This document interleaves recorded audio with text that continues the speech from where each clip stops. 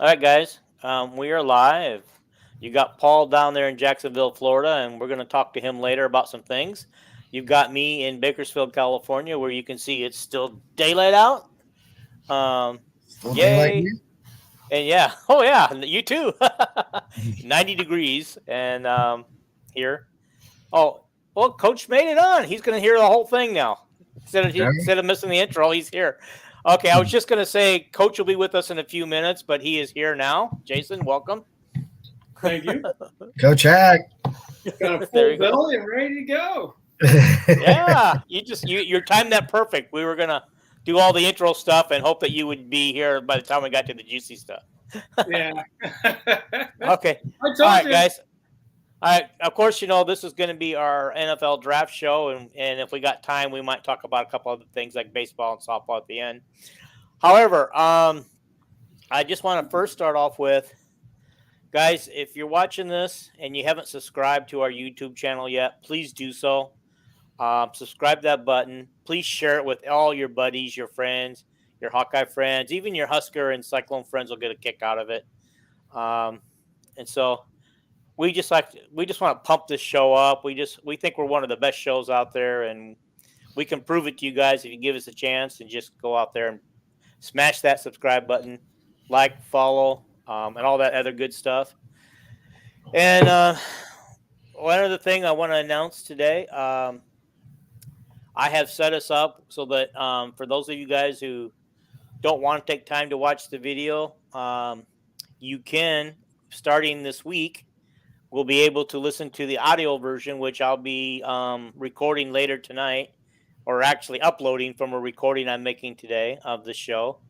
And it'll be live, and it should show up on Spotify. I don't know where else it's going to show up, but it should show up wherever you guys like your audio podcast. But however, until that time, you guys can actually just take this, hook your phone up into your car like I do, play it through your car's speaker, and you don't have to watch the video. You can still listen to us because I mean we're not really showing you anything but our ugly mugs anyway. So, um, okay. True that. So to get this party started, I want to start off with a little bit of a controversy I kind of created on Facebook yesterday, and it's about the draft. And when I saw that Charlie Jones and Julius Brents both got drafted, um, and Julius Brents will be ever known in the NFL as somebody from Kansas State, and Charlie Jones will be forever known as somebody who was from Purdue when they show where they're from.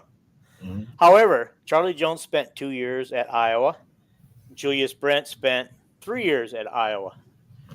Why can't we consider them part of our draft stat draft? You know what I mean? You know what I mean? As part of Well, the Hawkeye group, because I mean, once a but Hawkeye, that's always a Hawkeye. everybody. I mean, Huh? that's everybody across the country. Yeah. With the open portal, no one's going to have anybody hardly that stays all 4 years if they're any good, Well, that's right? true. That's And true. Julius That's true. Prince wasn't playing at Iowa. That's why he left. Hmm. He lost his starting job, which he didn't ever really have a starting job, but he just had to play out of necessity, which Right. is why he left. So you can't have guys stay when Hmm. they're good. Like Brents went to K State and started right away and Right. was really good. But he Oh yeah. wasn't good enough to start at Iowa with the DBs Iowa had. Yeah. See, here So I thought it was that he was battling injuries and stuff. I didn't realize that it was because he was behind a couple other guys. no, he was behind a couple other guys. Hmm. I Well, would say this, the pendulum swings both ways for this. So, for instance, my Jaguars, and I'll have something to say on them in a minute. Hmm. They have Coy Cronk, and he spent the better part of his career at Indiana, but it says Iowa on the Jaguars roster. So, and Yeah, that's Jack true. Heflin, same thing. Jack Heflin only played 1 year at Iowa. He's playing Mhm. D line for the Green Bay Packers, so or he Okay. was. He might Yeah. not be Oh, now, but he's a star somewhere on the D line. yeah. Okay. Well, and I understand that all the guys, but I guess what kind of bugs me more than anything else is when I put it up there.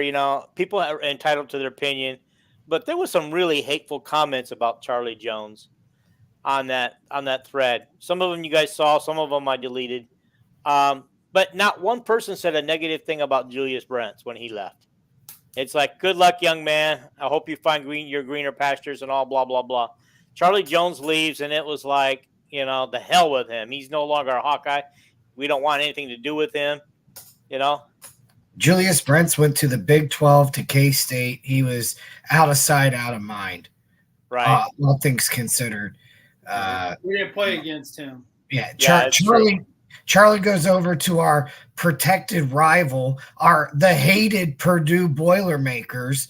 You remember that from the Legends and Leaders division. Yep. Purdue was our protected rival. Different situations. Which I never understood that. How come Illinois wasn't our protected rival when that was Legions and Letters? Or Wisconsin? One of those two should have been, not Purdue. But anyway, that's a different story. Everybody only got one. Actually playing defensive tackle for the Giants, and his college says Iowa. Who are you talking about? Jack Heflin. Okay. He was a stud on Iowa's defensive line. He only transferred from Northern Illinois, I think. Mm-hmm. Yeah, he did. And he only played 1 year, but his college says Iowa. So you can't. I mean, you're just gonna have to go off of everybody's senior year or whenever they go to the draft. Right. You can't really with the portal. I mean, no one really has allegiance to anybody except for the homegrown talent that stays, the whole time. Right. Okay. Well, I've got something. Then there's James Daniels, who's listed his high school and not Iowa. I know. Yeah. Okay. Yeah. That got started a few years ago on like Monday Night Football or something, where guys started, listing off their high schools and stuff instead of their college. But usually they say James said he does it to give his high school recognition. Yeah. I'm not mad at him for that. I mean, I'd probably do the same thing with my high school too. I mean, your high school is just as deep as the college you went to, or deeper, because you grew up in that town most of the time, right? Yeah. So, and if you go to the high school I went, they're still sending me letters after nearly 50 years of being gone. I need to help support my school. they know how much money you have. They know you got that Dean money. Yeah. All right. Well, let's move on. We had an actual 4 Hawkeyes drafted, and all 4 of them were drafted pretty early. I think by 3rd round. I don't know how far into the 3rd round. And so then I forgot how many we had signed after the words is over. You guys remember? I think it's another 3. Yeah. So, another 3. You know what? But before we get into the Hawkeyes and where they were drafted, I just want to throw this out there because, frankly, this has just gone on too long for me. Kirk Ferentz has been the head coach at Iowa since 1999. Mm-hmm. And in that time, 31 of 32 NFL teams have drafted an Iowa Hawkeye. Only one has not. Los Angeles Raiders? Las Vegas Raiders? No, my Jacksonville Jaguars. Oh, but they have a couple Hawkeyes on there. We do have some, but we have not invested a draft pick in the Kirk Ferentz era. Yeah, in the Kirk Ferentz, they drafted Tavian Banks. Right, but he was 1997. Correct. Yeah. He was the last Iowa player to be drafted by the Jaguars. Yeah. Oh, wow. I did not know that. Now, we have acquired quite a few over the years here and there. I mean, Matt Ross spent time here. Isn't Sheriff still there? Sheriff is our starting right guard. Coy Cronk is on the roster. We just cut loose Mekhi Sargent. So, I mean, we have, and CJ Beathard is our backup quarterback. He's still there, yeah. Okay. Yeah, so it's not that we don't have Iowa guys on the roster. In fact, we have about as many as anyone except for maybe Detroit at this point. But anyway, we just apparently don't draft them. Yeah.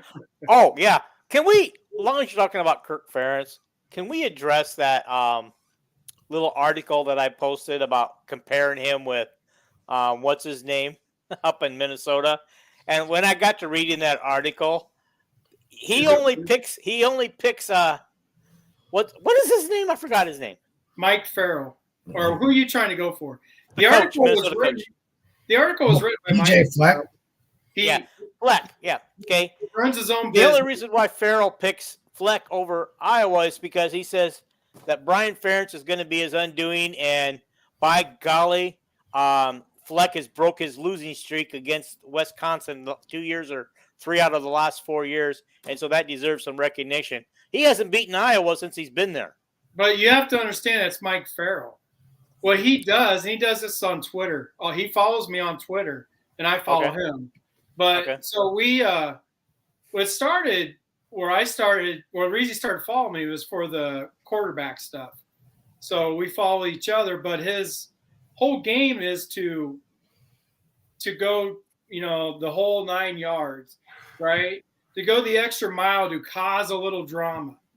Like right now, if you were to write an article where you wanted to cause drama and pick PJ Fleck over a coach he's never beaten, but you throw in Brian Ferentz and look what you're doing right now. You're talking about it. That's what he wants. That's true. Yeah, that's what he wants. Yep. I did exactly what you're supposed to do with that article. I printed it out and then used it for toilet paper. all that was just trying to get people fired up. That's all that was. Because he didn't. You notice he only talked about today's Brian Ferentz when he had, one of the worst quarterbacks in the country, right? Next year, after Cade's there, he's not going to be able to say that. Right. And I don't care who the receivers are. They were wide open last year. So even if they don't pick anybody up, but, get healthy, the route concepts Brian uses gets receivers open. So as long as Cade can, figure out the system this quickly, and he has Petrus helping him, which is huge because I think Petrus is going to be a good coach. But right now, I think what's huge is him teaching the playbook, right, and understanding the concepts of the routes. Cade is extremely accurate. You got to go back till Drew Tate, I believe, to find a quarterback as accurate as Cade. So, and he gets the ball out quicker, which is going to help the offensive line, right? They're not going to have to protect for 4 or 5 seconds. So, he's using it. Mike Farrell's just using it right now. It's what a lot of them do. I mean, if you're on Twitter and you see a lot of these writers do stuff like this throughout the whole country. Right now, there's a huge thing going on about a Georgia defensive tackle who live streamed a draft pick from Georgia where they had an Asian do the draft. And the dude who was doing the live stream, the one that's still on the roster at Georgia, he's not going pro. He was speaking, like making fun of the Asian accent, right? You know how people do? Oh. If you remember Richard Pryor, when he did his jokes, he would talk about, the Asian accent when you go to a Chinese restaurant. Mm-hmm. Well, now it's a huge deal because somebody wrote an article about it because he did it live. It's not, I guarantee that Asian probably would have laughed about it. It's not that big of a deal, but because it's out there now, the people who want to get crazy and go nuts are going to get crazy and go nuts. So they're going to get crazy and go nuts anyway. I just laughed at the article by Mike because I know exactly what he's doing. Sure. So he wants us talking about it. Yeah. And you know what? To write a boring article is not going to get clicks. And, people are going to talk about it on podcasts and share the link. And this guy's an idiot. And, right. It doesn't matter. And now I got to see exactly how dumb he is. And negative publicity is still good publicity, right? The more people you get to go to this article, because like you said, Paul, people are going to want to read this when they find out how much of an idiot he is. It doesn't matter if it's a good article, bad article, people are going to go read it. Well, give the man a raise because he did his job. Yeah. And then you shared it into your page. So who knows how many other people shared it. And then, it's got that Colin Cowherd fake ID kind of tone to it, just and Iowa fans, as we rightfully should be, we're a little defensive over that stuff. We're allowed to talk about Kirk, we're allowed to talk about Brian, we're allowed to talk about nepotism and whatever, but nobody else can. Okay, Yeah. Keep well, I will notice this. Despite the fact that he said that Brian would be his undoing, everybody came to the defense of how stupid article that was. Well, I mean, and to be fair, he could be right? If Brian doesn't show up this year, there's going to be no more excuses. Okay. Nope. Like everybody and their dog and myself, blanked Petrus. The coaches didn't want Petrus at the end of last year, right? Mm-hmm. So everybody, and I guarantee you a part of it is they couldn't come to agreement with a coach who didn't want to go from head coach to OC, right? They probably would have to pay him over $1 million to come. Mm-hmm. That's part of why we have Brian as well. But another reason that he felt comfortable saying Brian is because when you go over film and you see all these wide open receivers, these wide open plays, it shows that the play call wasn't bad. The quarterback just missed a read or the lineman missed a block, right? Mm-hmm. So there's a lot of them where if he would have just hit his read, even though the lineman didn't hold his block very long, the ball should have been gone.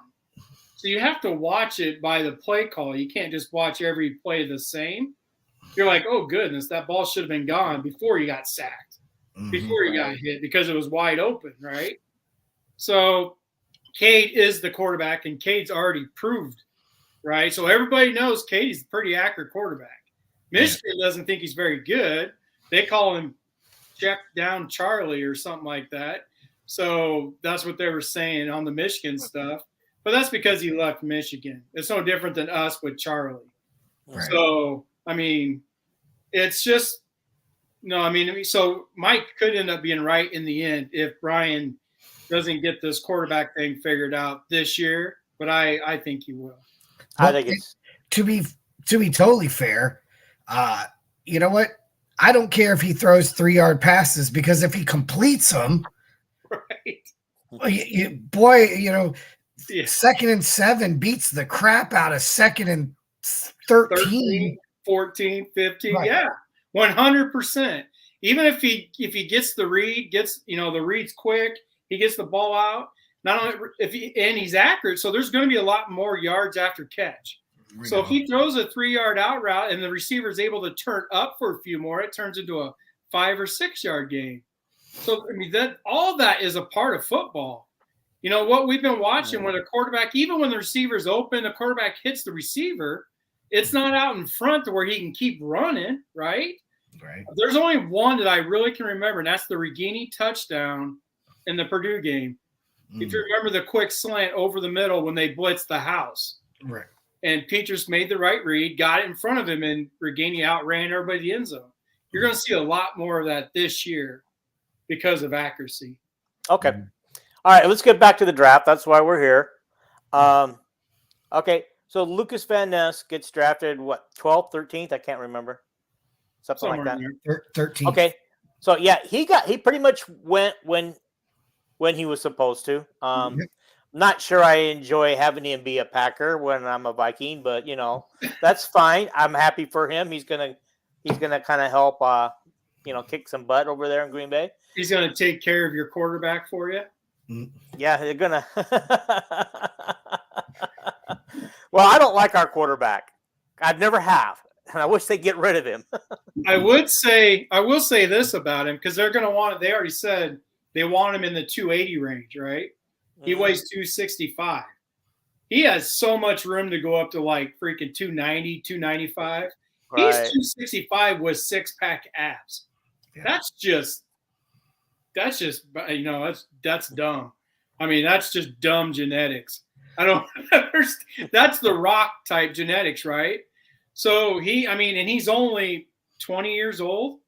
Right. So he's got so much room to add whatever weight they want to add on him and still keep him, as quick, right? So that's what they want. They want him in the 280 range. So he may not have those 6-pack abs, but he's going to be as strong as an ox. Right. And Yeah, it's for I that think reason that a guy who wasn't even a starter, in today's football, like is that even really a thing? I mean, because you have so many sub packages and different things, being a starter. What did I hear that without starting, he played like most of the snaps of on the more He than played anybody the else. second. Yeah, he played the second highest percentage of snaps. Yeah. He didn't start, but he went in.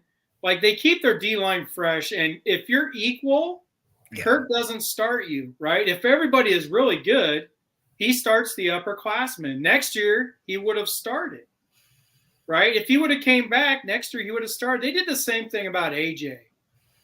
Remember, he didn't start, and it was because he couldn't stop the run, but everybody saw him pass rush, right? And he was a stud on third down pass rushing. He should have been starting. He was a 5-star. That don't mean anything.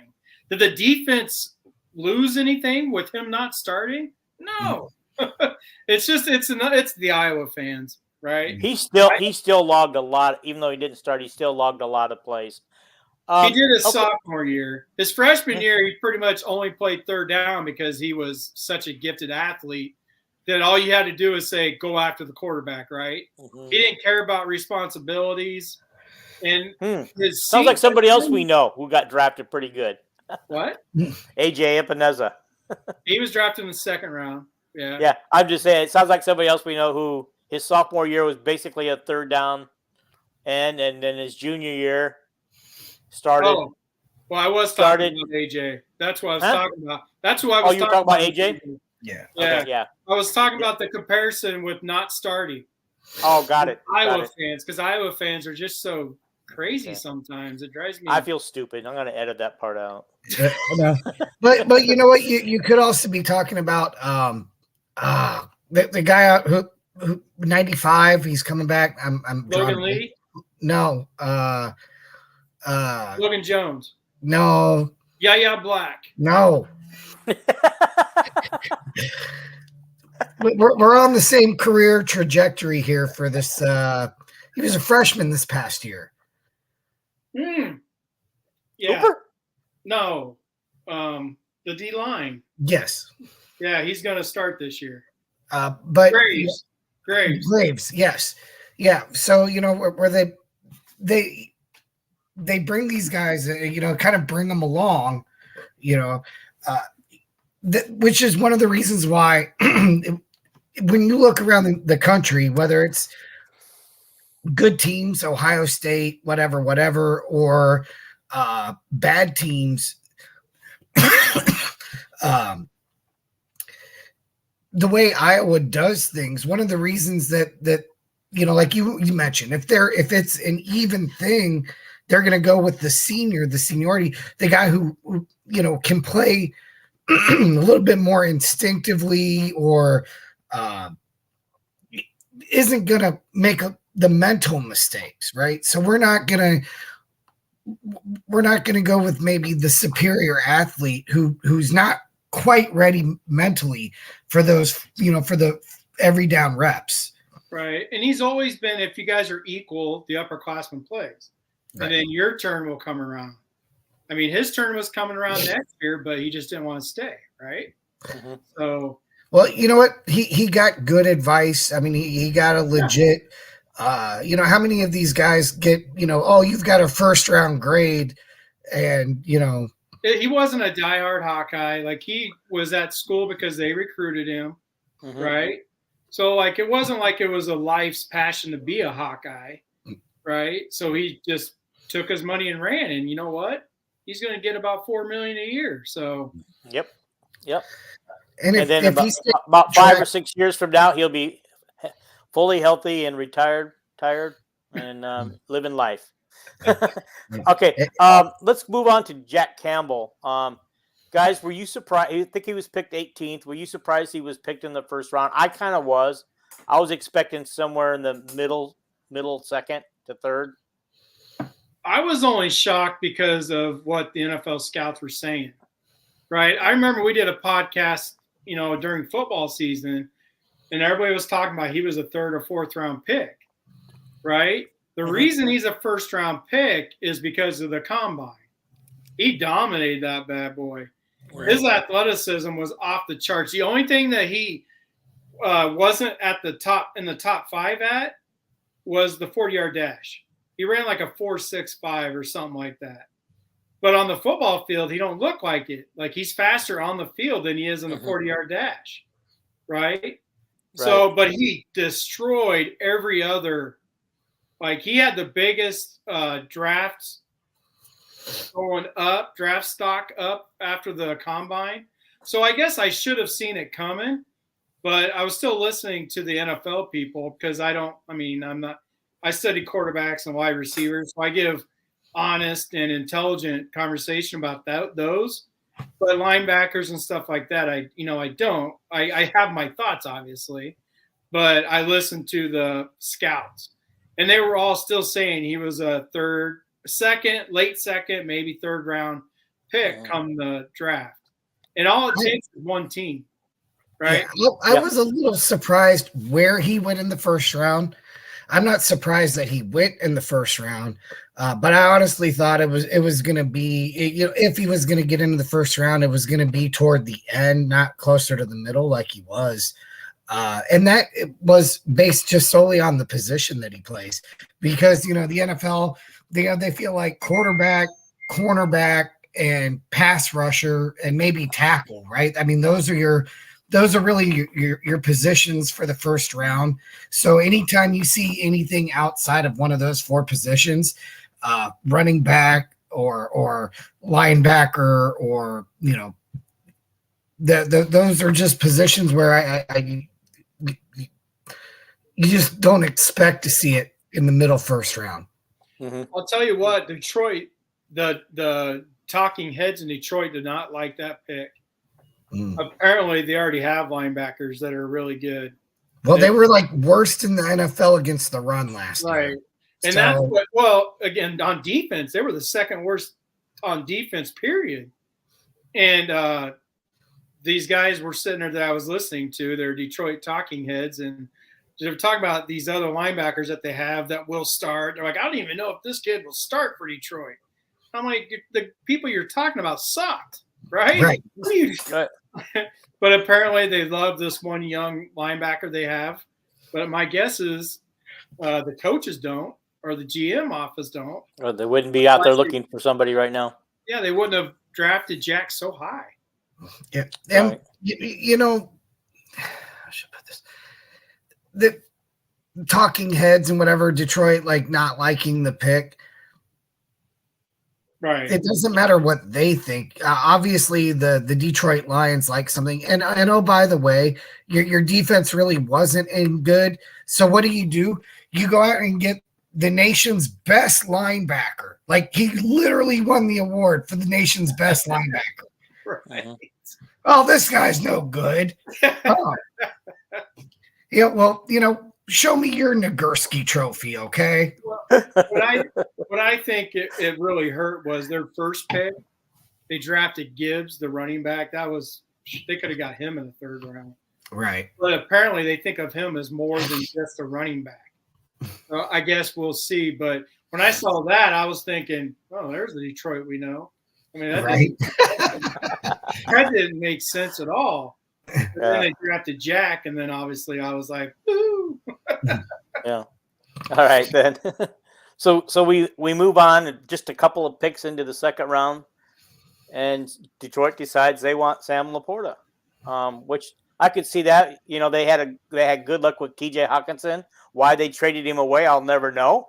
But why not go out and get another Iowa tight end to replace the Iowa tight end you lost? Well, they had to trade away Hawk for picks. It was for the team, right? Mm-hmm. They couldn't afford to just keep Hawk and not start building something, right? So they knew what they were doing. They got picks. They got what they wanted for Hawk, and then now they move forward to build a team. Where before all they had was Hawk. Well, right. Now they just replaced him with a Porta, which could be just as good or better, right? That's what I was thinking. Yeah, they're both. They both are angry people. Like they both are angry on the football field. They'll run your butt over. They'll both block. Right. So I just got to thinking if Laporta comes out next year and he's got long hair hanging out of his helmet and facial hair, I'm going to say there's something about that Iowa position. Yeah, I was shocked when I saw Hawkinson. A couple of years ago. He's had it for a couple of years now. Yeah. So I think he's had it since he first got in the league, but when you get that money, you don't have to worry about anything now. yeah. You get that money, you could look the way you want. Who cares what anybody says? Right. I think he's just trying to take after Kittle. Right. Well, Kittle does the tattoo thing. Yeah. I mean, Kittle went and got a tattoo on his wedding day. Boy, his wife was pissed. His wife Was she? What a stud. Yeah. He pretty much he does what he wants, right? But you can find it somewhere, but there's a story they did on the Kittles, and he talks about going to get his tattoo with his buddies or whatever on the wedding day. Well, I guess once you get a tattoo, it's like, it's soft, you can't touch it or whatever. It's painful. So that was a fun interview. You'll have to try to find it sometime. Okay. I like your comment there, Phil Parker's paw. Yeah, I totally agree with you. I do think he's gonna. First of all, I don't think this was the greatest draft. I think the 23 draft is just gonna go down as kind of a forgotten class. It reminds me a little bit of the 20 roughly 2009 class when Luke Jokel and I forget who the other guy was that went to Kansas City. Like it was just and those were the first two picks. It was just a bad draft, and it might have been 2013, but that's how obscure it was. I don't even remember what year exactly it was, and we might see that this year. I kind of think you're right. It just didn't seem like there was a lot of studs is, even quarterback positions. I didn't think a lot of those quarterbacks I considered a bunch of studs ready to go. Although I think 3 out of the first 4 picks were quarterbacks, but yeah, but that poor guy from Kentucky who had to wait until the second round to get picked. Poor guy. He shouldn't have been there. I know. I was being sarcastic. Yeah, no, Will Levis, I still don't know. I put this out there last night, or 2 nights ago. I still don't know why he was supposed to be a first-round pick. I'm shocked he went in the second round in the very first pick. I was like, what the? I thought for sure everybody saw what I saw. Will Levis is not going to do anything. He is just not that good. I don't understand it. He was good when he had the best wide receiver, one of the best wide receivers in the country, that one season. He had one season with that kid from Nebraska, and I can't think of his name. And then this last year, he was the quarterback I knew he was, right? So I don't understand why Will Levis got picked. Well, don't you think too, if you're using a draft pick on a quarterback in the first couple rounds, you expect him to be a starter within a year or so? Who? Like maybe after a year or two at the very most. Who? Be a starter because you're picking him that high and you're expecting him to spend a lot of money. Anybody who picks any of the quarterbacks, I think CJ will, mm-hmm. and that might be about it. Yeah. Well, see, what I'm trying to figure out is why they pick Will Levis is his name, so high in the second round, because they're going to pay him really good money, and yet I don't think he's starter material for the Titans. That's who he went to. I can't remember who the Titans starter is, but I don't think they need a quarterback that bad. Well, they don't have a quarterback. They have Tannehill. Oh, okay. Never mind. Never mind. Here's the thing, though. I mean, we're talking about all of these quarterbacks. Let's not forget Anthony Richardson, who apparently can't complete a pass from here to there, but has all the athletic ability in the world, right? I mean, yeah, a bunch of quarterbacks went early in this draft, but none of them had the hype or whatever. Like my guy Trevor Lawrence, right? I mean, he was considered a generational type talent. Yeah, I can't miss. Year. Yeah. Right. Yeah. He won the national championship, and everybody's already talking about him being #1 pick in 2 years. Right. Yeah. And that goes back to being, the #1 high school rated high school prospect and everything else. And it was just, but I don't know that any of those guys were that highly thought of, and yet here they go 1, 2, and 4. Meaning they're going to get paid the same, even though they may not do anything. Right. I think CJ's the only one out of the crew that might do something, especially next year. But I don't think Will Levis ever will, but he is playing with Tannehill. So Tannehill will get hurt, or he's just not very good either, right? So the Titans don't have a quarterback. But, yeah, I don't see any the kid from Alabama, I just don't understand his love. It's almost like a lot of the quarterbacks from Alabama, they always get love. But when you're surrounded by the talent that they have at Alabama, that makes them look so good, right? That he's just going to learn. He's so little. He's going to learn something different. He's going to learn the same thing that what's his name in Arizona has learned. What's his name? The quarterback. Oh, from Oklahoma. Yeah, the black guy, the little short guy. His name. I do not know his name. Oh god, anyway, I don't even know myself. 5'10", right? Spencer Rattler. He's learned. Is it Spencer Rattler? No. That kid, he was supposed to be the #1 pick a couple years ago, and I told everybody Caleb Williams is going to beat him out. Yeah, I have so many bad comments my direction about that guy. Because Caleb Williams is the top quarterback I've ever evaluated. Anyway, Spencer Rattler's not that good. Mm-hmm. Anyway, I just don't think I think the kid from Alabama who got picked #1 is going to learn the same type of deal. I just don't think he's that good. He made a lot of plays, but you just have to remember all the talent that was around him, right? Yeah. Completely different. I mean, that's what I kind of wondered too. Is is it partly the system and partly the talent around him? It's both. I mean, the Alabama runs a quarterback-friendly system, right? They spread it out a little bit more than they used to because they have so much speed. So, that's what they do. But it's just Mac Jones. I felt was a pretty good, and he went high. I think he went middle of the first round. I still think he's a pretty good quarterback. Who's he playing for right now? I forget. Who? Mac Jones? New England. Yeah, New England. Okay. By the way, Spencer in the green room, the only thing he's doing in there is he's a cameraman or something. That's the only business he has in the green room. Yeah, Spencer's yeah. Spencer Rattler was supposed to be the #1 pick 2 years ago, and he's going on his second year in South Carolina this year. That Right. tells you how good Caleb Williams was. He just sent him back to the future. So, Yeah. I do want to make a comment that he made. Phil Parker's Paul made earlier about my porn star mustache or without the mustache. The only reason I don't have it, my wife made me get rid of it. Oh, yeah, my wife did the same. I had a mustache for like a day. I looked like Super Mario, so I had to get rid of mine. But no, I ignored this Spencer because this obviously is.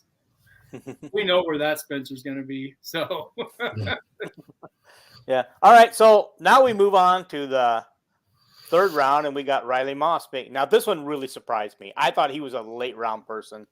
I really did. You guys want to speak to the fact that Riley got picked, midway through the third? I expected it. I thought he might go as high as in the second round. Okay. All right. He was another one that showed up at the combine. Yep. And the Senior Bowl. Yeah. Well, the Senior Bowl and the practices during the game, he didn't look as good, so people are questioning. But then after during the combine, people are like, this kid is a 4.3 guy, but he doesn't show it on the field, right? Like his instincts are off the chart. So he doesn't run full speed unless he has to. And the one knock on him was during playing at Iowa is he loved to jump routes. So he'd get burnt deep a few times a game because he liked to jump routes. You could burn him on the out and up. So that was a big knock. But after the combine, the way everybody was talking about him, I expect him to go in the second or third round. I didn't expect my Broncos to pick him up because they want to use him as a safety in the NFL. The Broncos have 2 all-pro safeties. So I don't know if they're going to use him as a nickel. Like they want a nickel back who can tackle, which is why they want to move into safety. So it'll be a lot like Iowa's cash position because the cash is more of a linebacker than anything, right? It's a linebacker that can cover, but you have to be able to stop the run as well. So I don't know what the Broncos are going to do with him. If maybe they're going to let him play corner. But they love their Iowa guys. They just got rid of OG Wobie. Obi-Wan Kenobi. OJ. So they got rid of him, but they picked up Moss. So now they got. Was he playing or a scout team guy? What? Was he playing or was he a scout team? Because I don't remember hearing his name come up during games. Oh, he was a starter. He was? Yeah, he started for Denver for 2 seasons. I wonder why he's not there anymore then. Why would you get rid of a starter? They started getting a lot of really good DBs. So I'm not sure what they're going to do with Riley, to be honest. You know what was really disappointing is right around the time that Moss got drafted, there was another corner that was drafted. I think it was the kid from Mississippi State, and I can't think of his name at the moment. But they kept talking about that kid's pick sixes, right? They were like, oh, this guy's great. He had 6 career pick sixes. Then they get to Moss and they talk about, him being good in zone coverage and whatever. But they didn't bring up, that he had 2 pick sixes in a game and, that he also, I think he had 3 or 4 in his career minimum, might have had more. So Mel Kiper, he doesn't like Iowa defensive backs. He don't like white defensive backs. Well, then there's that too. That was all over Twitter as well. I mean, I don't know if any of that's true, but all over Twitter they were saying like, does anybody know of a white DB that starts that's not a safety, like a white corner? And Jason Sehorn. That's the one everybody would say. The last one everybody could remember was Jason Sehorn. I mean, I don't know, but that's the last one anybody could remember. And I just thought that was hilarious. So maybe Riley takes Sehorn's place in Denver. Because I seriously, I don't know what they're going to do at safety. They have 2 all-pro safeties. So. Well, to be fair, I'm pretty sure in all of college football, you're only going to find white defensive backs at 3 places: Iowa, Navy, and Army. Very well could be. Yeah. and D2 and D3. Right. Yeah. So, okay. Yeah, right. You guys got anything else you want to add to that? We can talk about the guys who signed and where they went. No, I'm good. I mean, okay. We got Kayvon Merriweather, and I believe he went to Tampa Bay, signed by Tampa Bay. Yep. Last night, Jason said, Paul, that he was coming to join you, but he got mixed up which team you were following, I guess. He was joining you in Florida. Right. You're in Florida. He's in Florida. Okay. Yeah. I thought, all right. and Minnesota's got, or the Tampa Bay's got the safety from Minnesota. I can't think of his name off the top of my head. His dad was a safety there too. Right. Yes, that guy. And I don't know about their other safety, but right. But yeah, and the guy from Minnesota is pretty good. So, but I could see Merriweather playing kind of that cash nickel role for them too, possibly. Yeah. Okay, I want to talk about Merriweather for just a second. All right, I did originally predict, and I think a couple of people, if they're watching on here, can verify that. I did tell them personally I didn't think Merriweather would get drafted, but he would be a signed pick with somebody. But after watching the draft, because I had nothing better to do than ice my leg and keep it raised yesterday, watching all that 4th through 7th round crap going on, and watching all those people who I know that Kayvon could outshine any of those guys getting picked. I mean, we had Division II guys, lower Division I guys, all getting picked ahead of him. And if Kayvon, he could have smashed any of those guys, talent wise. And I'm thinking, well, you know what? Kayvon deserved a shot. So what do these guys know about Kayvon that he's not getting a serious consideration? Because there's guys that are inferior to him that got picked. He wasn't invited to the combine, was he? I thought he went to the combine. Yeah, maybe he did. So maybe he didn't, impress, perform the way he should have.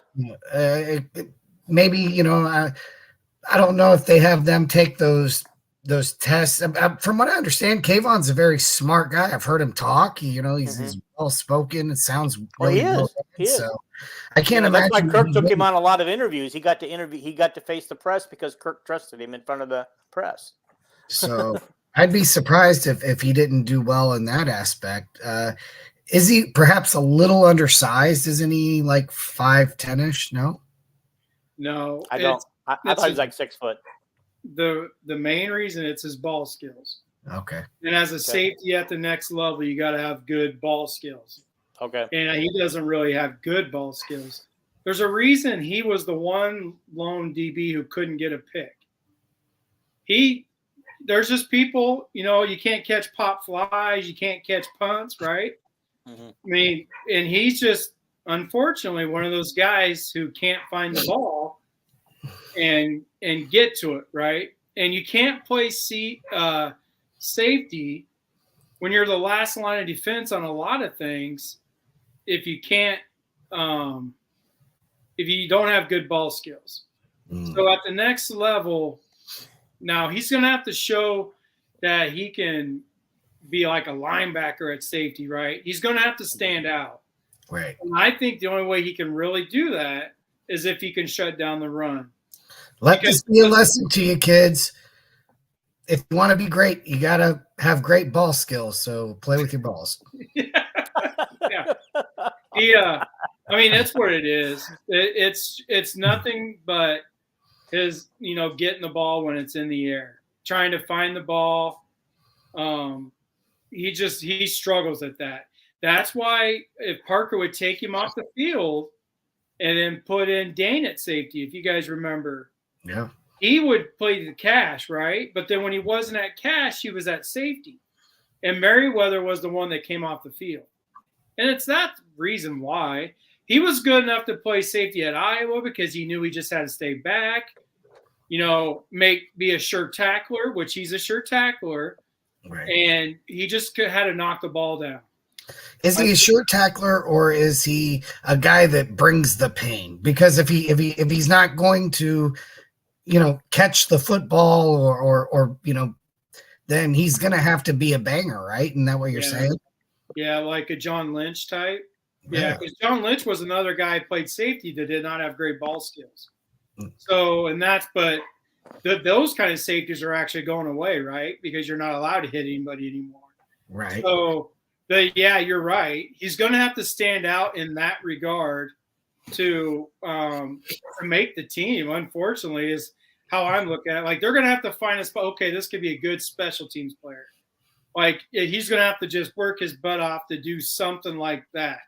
Be a backup safety, be on special teams to make the roster. Just bring the wood, man. Just shut down the run. You're going to give up some passes. Do everything you can to knock down, the pass. Even if you misjudge it, just don't misjudge it so much to where you can't get your hand on it, right? Mm-hmm. You may not catch it, and that's just where no, I didn't think he was going to get drafted for this reason. I was a little worried for him because I was praying that he would get at least an undrafted free agent. Somebody just take a chance so he can go and, have at least enjoy this process. Mm-hmm. I don't think he's going to make the team. Well, the other thing too is you can't have too many good football players, and there is room on your roster for special teams demons, right? So I mean, if he's willing to go after punts or be a hitter on kickoff coverage, something along those lines. You can make a roster by making a name for yourself from there. Yeah, just being crazy in practice. Don't take any plays off. Just go the extra mile. Who cares what anybody says around you? Because there's going to be some guys that are going to be like, look at this guy, he's showboating, whatever. Well, no, I mean, the coaches notice that. He's going to have to be one of those kids who go balls to the wall, and don't worry about what people say. Don't worry about doing too much. If you want to make this team, you're going to have to stand out, because he's not going to stand out by covering people. Just saying that. So he's going to have to do all the other things. Kind of the way I think Terry could make the NFL, as a gunner. Right? He went to Miami, right? Penn State, didn't he? Penn State, is that where he went? I think so. Scary Terry? I thought he went to Penn State, but I couldn't. I mean, he might have. Either way, that's not – the point is, like, when he gets going to the next level, that he could be a gunner. That dude, like, he does the punt coverage the same thing he treats everything else, right?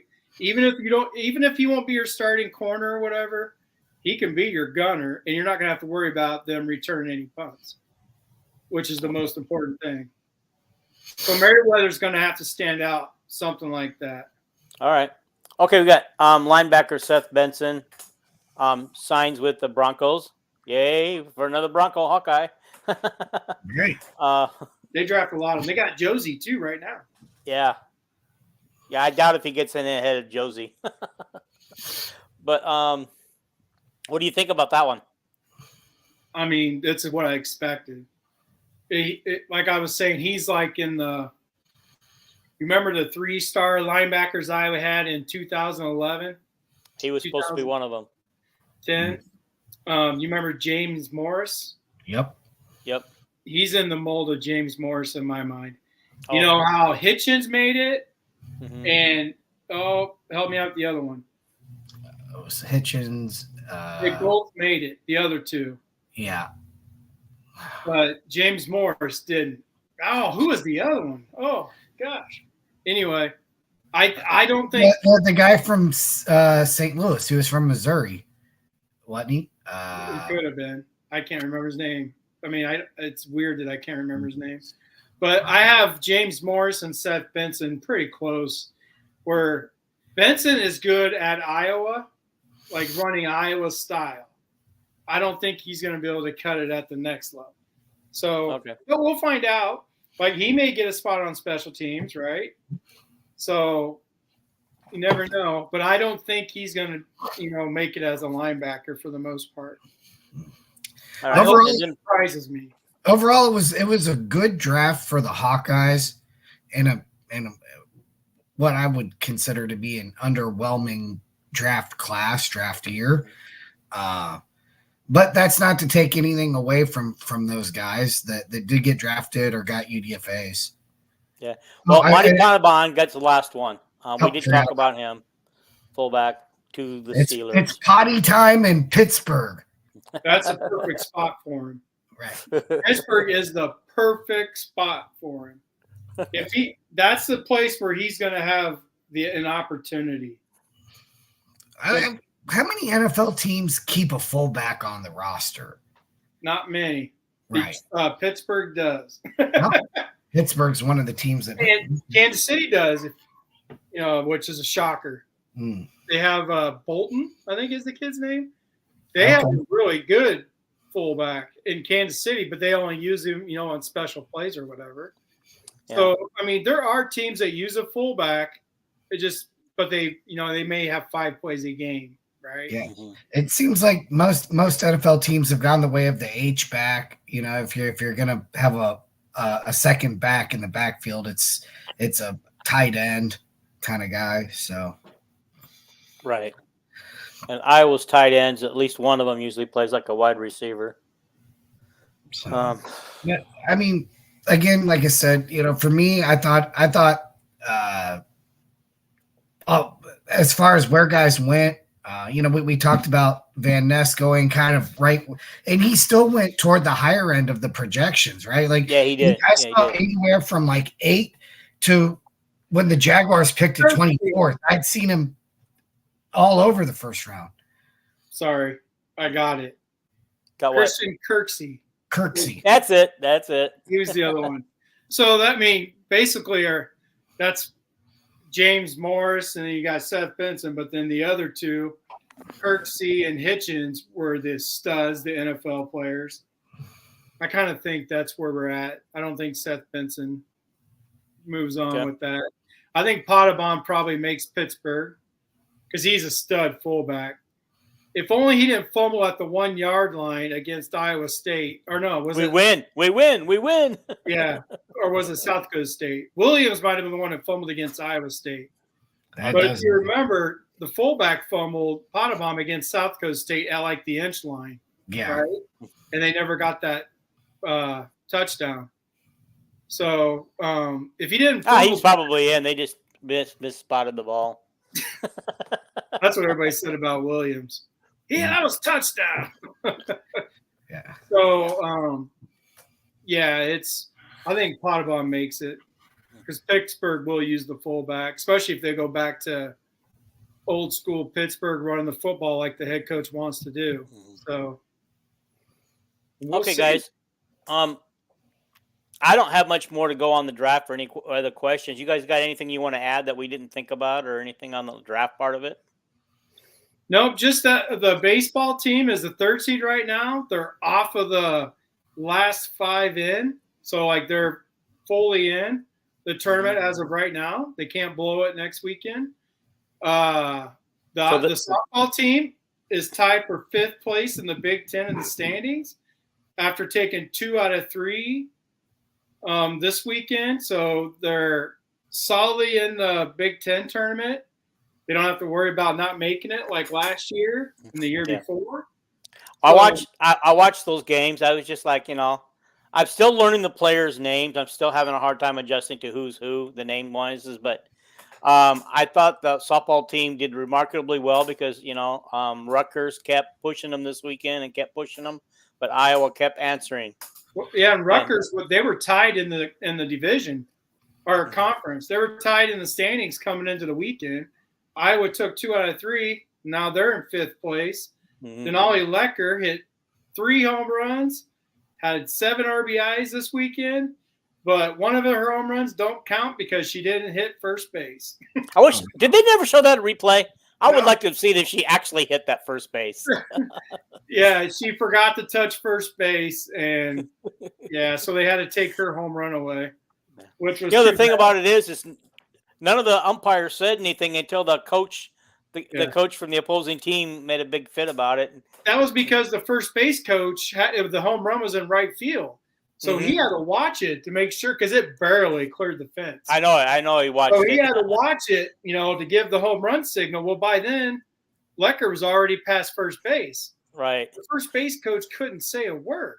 Like he had no clue if she touched the first base, so they went off the Rutgers coach's word that she didn't hit it. But anyway, they still won.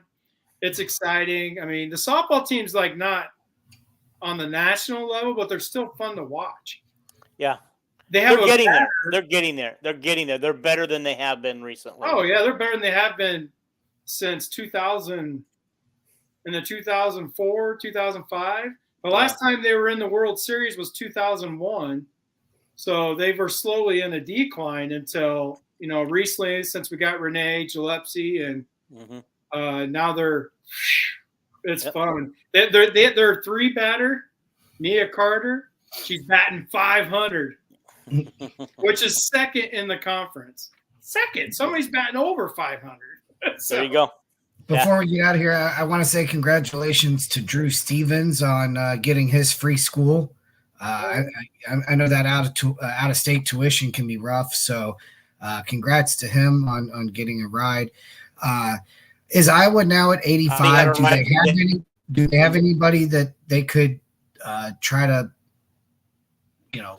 get in the portal if wide receivers or anything? Do they have any open scholarships? Yeah, they have a couple. They do. Yeah. Okay. They have a couple they can fill, and they want. They want one wide receiver and one DB. Okay. Yeah. That's pretty much, even Kirk said that himself.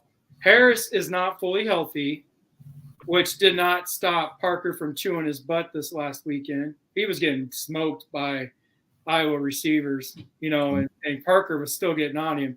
I thought he was taking him out because he was getting burnt. Well, it turns out Harris isn't 100%. He was kind of on a snap count. So, well, I guess we lost Dean. Bye, Dean. See ya, Dean. Holy cow.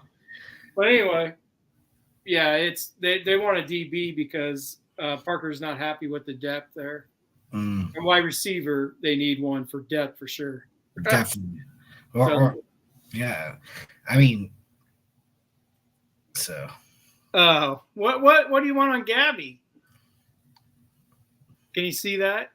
I can. On Gabby Marshall.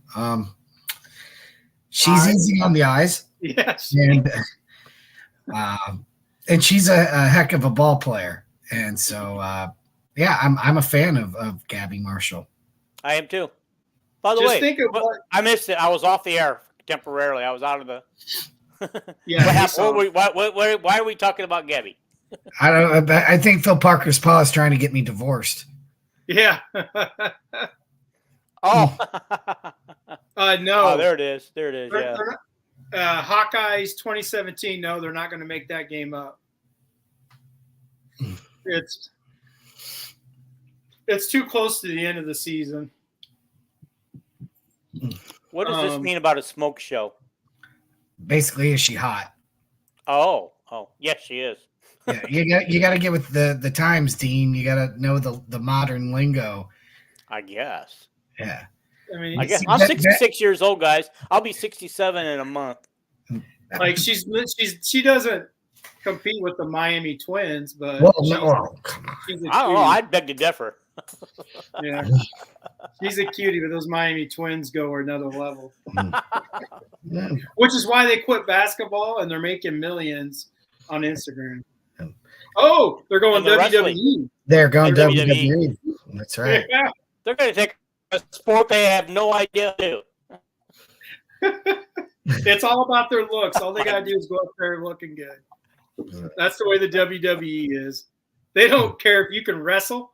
We'll just tell you. We'll tell you if you win or lose, but get out there and look pretty. That's all that matters. And don't forget Van Ness's sister. Yeah. Oh, speaking of Van Ness, did you guys see what's going on about his dad? Oh yeah, the little the rear end tap, the double tap. Iowa people are just crazy. They make the big deal out of everything. What happened? What's going on? I thought, well, Paul, do you want to tell the story? All I've seen on it was, when Van Ness got drafted and everybody's giving hugs or whatever, and I guess Van Ness's dad gave his girlfriend a couple rear end Joe Biden love taps.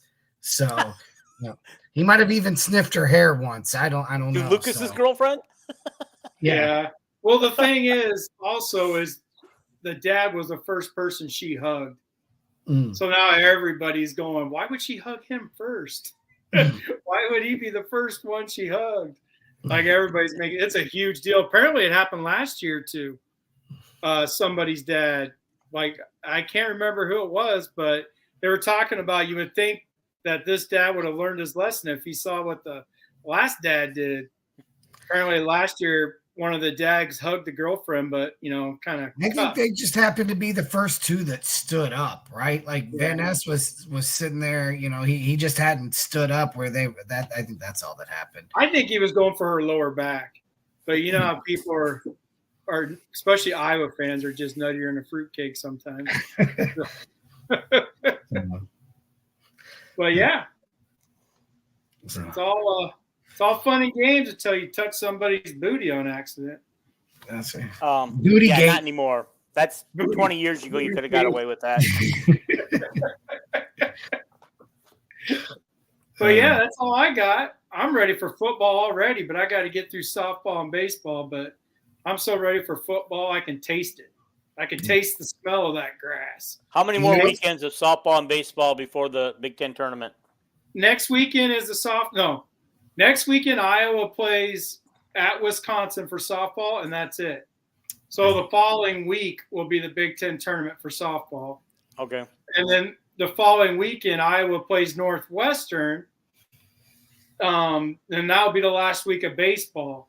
So they don't overlap. Like the softball tournament will be next week, and that will be Iowa's last weekend will be next week. Okay. So it goes, not this week. This week will be the last. They play Wisconsin, softball does. So the Big Ten tournament is in 2 weeks for baseball. So I'm turning on PTN Plus, looking all over the place. Where the heck is the Penn State game? They got yesterday's game up there, but where's today's game? So I finally have to ask Jason. Oh, they canceled it. You just gotta put a message in the chat. I'll let you know. I guess for me, one last thing I want to say before I get out of here is congratulations to Keegan Murray on just an exceptional rookie year.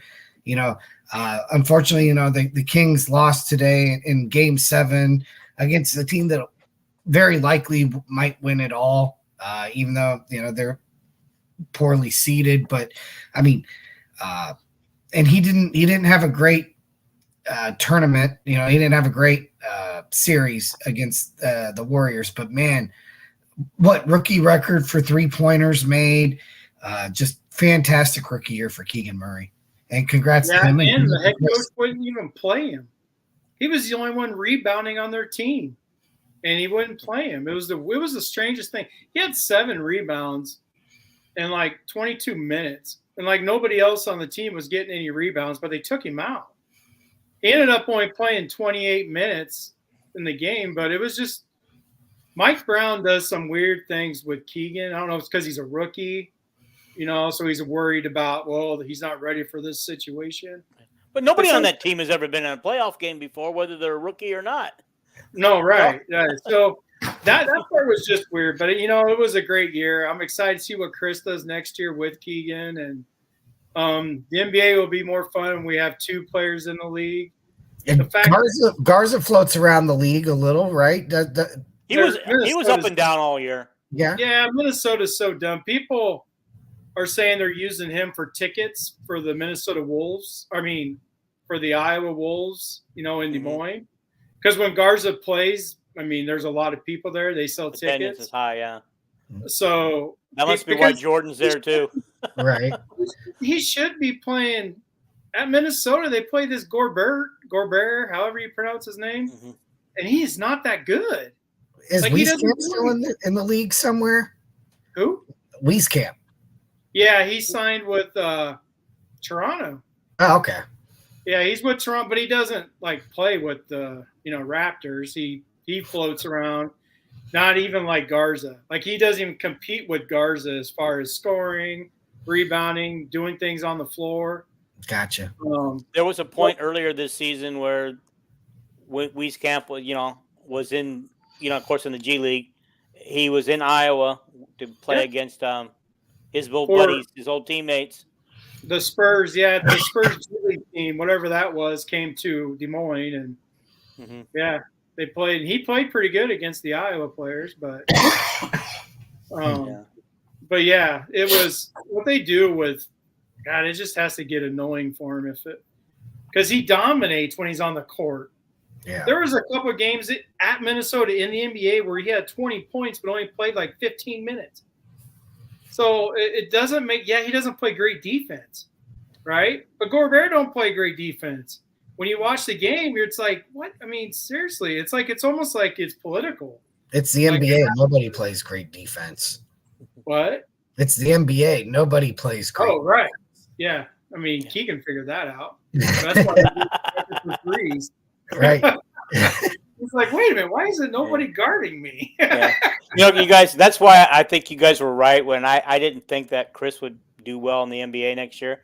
And now I'm thinking because all he has to do is stand out there at the corner and wait for the ball to get passed to him, and all he's got to do is shoot the 3. He doesn't have to go in and inside and do anything, rebound or anything like that. He's going to go after Keegan's rookie record next year. Won't Those that Wouldn't that be cool if he got it? Yeah, stand in the corner and shoot wide open threes. That's what you do in the NBA. I mean, Yeah. or you travel 5 times. LeBron James travels all the time. It's the weirdest thing I've ever seen, and it Yeah, doesn't. And he gets away with it because the referees say you don't want the star players on the bench. You want them playing because the fans want to see them play. But that's not a foul. It's a travel. It's a violation. I know. Call the traveling and move on, but Oh, make yeah. him dribble. You're no longer the best players on the planet if you don't have any rules. Right. Well, That's what LeBron's I'm getting too old. He's just trying to hang on so he can play ball with his son. Right, but there's a lot of players in the league that travel because they're trying to do all these crazy plays. Right. So they take like 4 steps, and you're going, that just looks weird. When someone travels like that, it just looks weird. You just see it, and you're like, no, that wasn't right. Yeah. That wasn't. Who do you guys like between the Warriors and the Lakers now? I'll take the Well, Warriors. I'm going to root for the Warriors. Me like too. The Lakers, I absolutely can't stand. So, Yeah. I mean, that's not because of LeBron. I hated them since the '80s. Like I rooted for Boston. I don't know what it is about the Lakers, but I never liked them. So I don't know how else to say it is. I've never liked the Lakers. I've never liked the Raiders. Well, as a Broncos fan, that's probably obvious. Yeah. But there's something about the LA teams I don't like. So I'm going to root for Golden State, even though that's not that far of a drive. And you know what? Screw USC and UCLA while we're at it.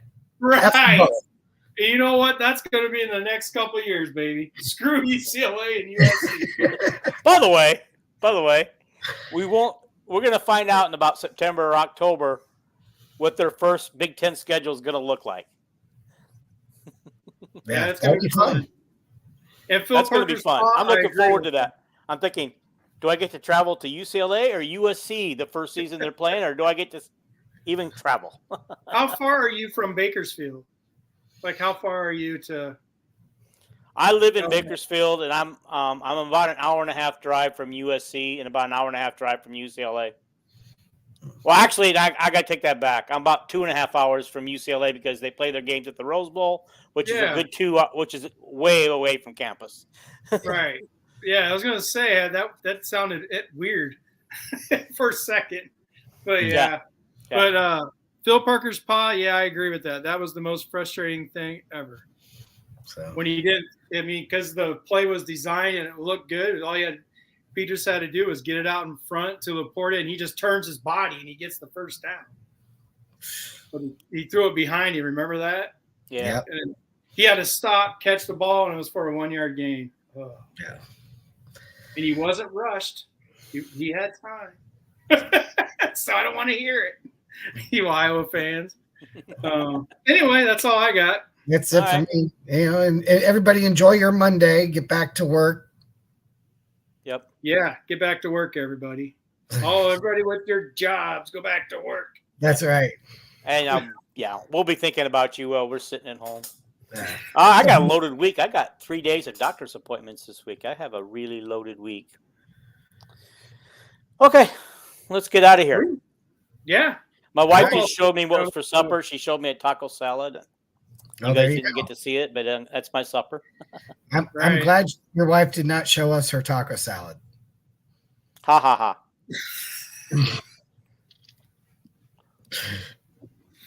Will the Florida 420 Express head to the West Coast for an Iowa game? I don't know what that means. I think Phil Parker's paw thinks that I'm puffing on some kind of marijuana. And okay. He did that last time when you weren't here and we didn't understand what the hell he was saying. Yeah. Well, I finally said something about weed, and he goes, "Yep, that's what it was." Yeah, he always says something about like with those clouds, and we didn't have a clue. What he meant. This is just regular old vape, but whatever. Okay. But, So anyway, we had a couple of requests to make sure we did this podcast today. One of them is on here. That's Phil Parker's paw. The other guy, if he watched, he did not comment. So we only had one other dude, and that's the Hawkeyes 2017. I don't know who that is, but yeah, I don't either. But yeah, I'm sorry that. I guess the other one will have to watch it on tape. Or listen to it on the podcast. Yeah. Or listen on Spotify. Yeah, don't forget, I'm going to transfer this to audio too, so you can watch YouTube or audio. I will send the link out for the audio as soon as I get it uploaded. Perfect. I still have to figure it out. It's all new to me. Yep. Right, Get busy on it. Get to work, Dino. That's Alrighty. it. Good night, everybody. Bye, Terry. Take care, everybody. Bye, everybody. Bye, Terry. Yeah, there you go.